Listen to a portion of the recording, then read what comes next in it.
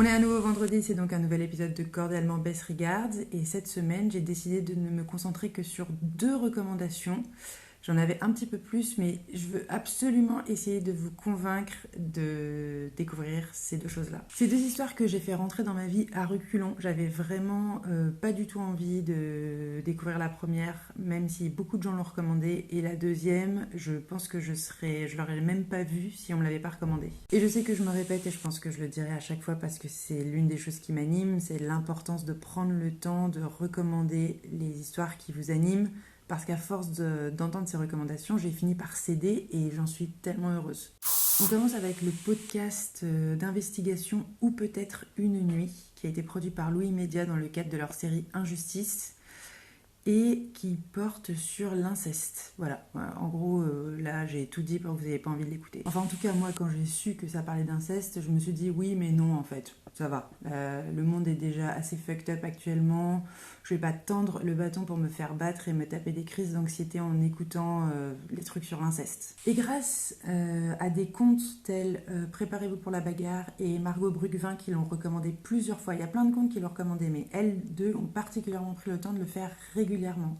Et à des amis qui m'ont dit c'est pas ce que tu crois en fait, c'est pas un truc où tu vas passer ton temps roulé en boule à entendre, c'est pas larmoyant, c'est du vrai travail d'investigation, c'est hyper bien documenté et c'est extrêmement intéressant. Et en fait souvent moi j'aime pas trop qu'on me pitch les histoires parce que quand on te dit ça parle de ça tu fais mais ce qui rend le truc vraiment génial c'est le traitement.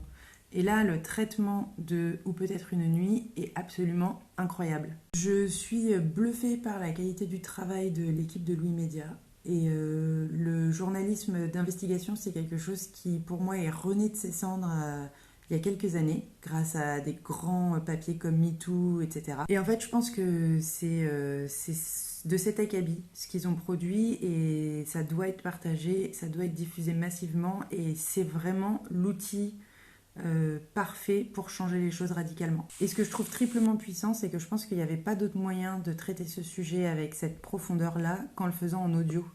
Parce qu'en fait, sinon, en bon misogyne que nous sommes toutes et tous, on n'aurait pas pu s'empêcher de regarder les femmes qui témoignent des incestes qu'elles ont subis enfants et de les juger sur leur apparence en fait.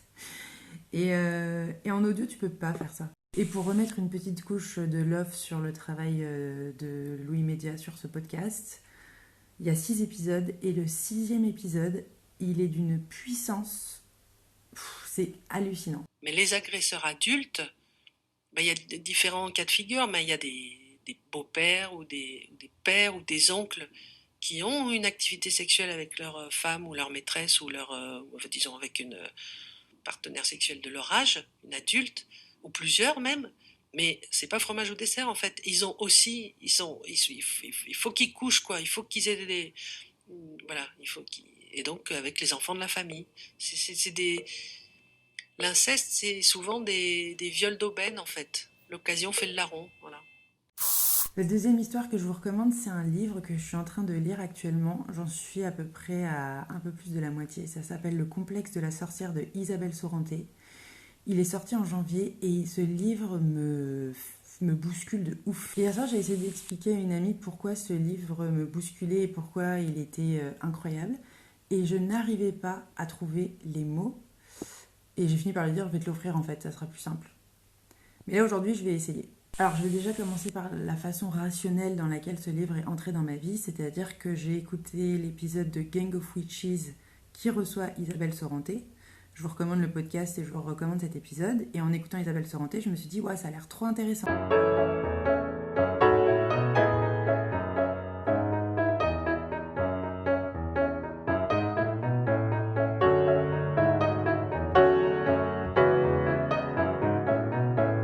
Sauf que quand je suis allée en librairie, j'ai découvert que c'était pas un essai, et je pensais que c'était ça. J'ai découvert que c'était un roman. Un roman, du coup, un peu sur les sorcières. Enfin, je savais pas trop, et j'étais là, fais chier. Ma résistance a été liée à plein de préjugés personnels que je pourrais déconstruire, mais en fait, peut-être que vous avez mieux à faire de votre vie là tout de suite. Mais du coup, on l'a acheté parce qu'on l'avait commandé. Et il est resté, je l'ai regardé pendant 8 mois sans l'ouvrir. Finalement, en début de semaine, je l'ouvre et assez rapidement, je me rends compte que c'est pas du tout un roman. C'est une autofiction. L'autofiction, c'est un genre hybride entre la fiction et l'autobiographie. C'est une catégorie qui existe depuis très longtemps en fait, mais qu'on connaît pas forcément. Et depuis quelques années, elle est en train de prendre plus de place parce que l'intime est politique. Et je vais vous partager un post de Édouard Louis à ce sujet qui est hyper intéressant.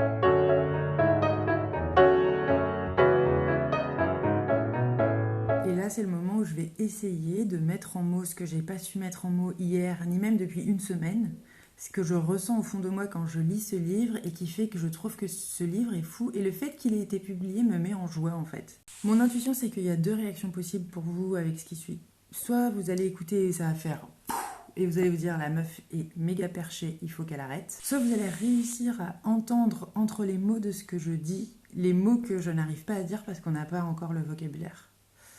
Voilà, ça commence bien. Donc déjà là, à mon avis, vous savez à peu près vers quelle direction vous vous tournez. Ma thèse, c'est qu'en ce moment, il y a un frisson de changement qui parcourt un peu tout le monde et qui est à la fois empouvoirant et effrayant. C'est empouvoirant parce que je pense qu'on est en train de reconnecter avec une autre forme de connaissance et de communication, qu'on le sent, qu'on en voit le potentiel et que c'est vertigineux. Et c'est effrayant parce qu'on vit après les chasses aux sorcières et la pensée de Descartes et que clairement, toute pensée qui ne sort pas du système rationnel doit au moins justifier de son utilité monétaire pour être prise au sérieux. Et en fait, quand je lis le livre d'Isabelle Sorrenté, j'ai l'impression qu'elle a utilisé la mémoire de cette autre forme de connaissance et de communication pour écrire entre les lignes des vibrations de choses que je comprends mais que j'arrive pas à mettre en mots. Et je suis très consciente de ce que ça renvoie comme image, le vocabulaire que j'utilise, et je sais exactement quels sont les outils pour... paralyser ce que je viens de dire et se dire c'est de la merde. Sauf que je me rends compte qu'il y a de plus en plus de moments où je me retrouve dans des situations à avoir des conversations sans conversation avec les gens, entre les conversations. C'est hyper bizarre à expliquer, mais on est en train d'apprendre à parler silencieusement en fait. Bon voilà, donc si vous êtes encore là et que vous décidez que je suis pas bonne à institutionnaliser, moi j'espère que ça vous chatouille et que ça vous rend curieux ou que ça vous parle carrément. Parce que ma théorie plus, c'est que comme on ne peut pas en parler, chacun est un peu en loose dans son coin en train de se dire what is happening, et je fais cette petite vidéo parce que j'ai envie de dire en fait non, on est nombreux et ça va aussi faire partie de la révolution. Voilà, si on était en Californie, je vous dirais venez, on va fumer des joints ensemble à Venice Beach. C'était mes 2 recommandations de la semaine. Et si vous les découvrez, dites-moi ce que vous en avez pensé et partagez-les. Et je vais quand même faire un PS qui n'a rien à voir avec la choucroute, mais qui me semble quand même utile, parce que l'éducation, c'est important.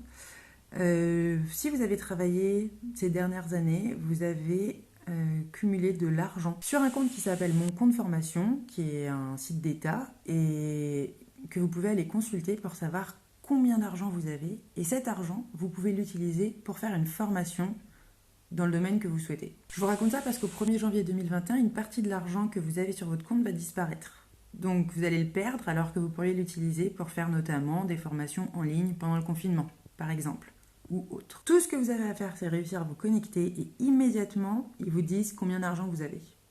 Et après, vous pouvez le dépenser.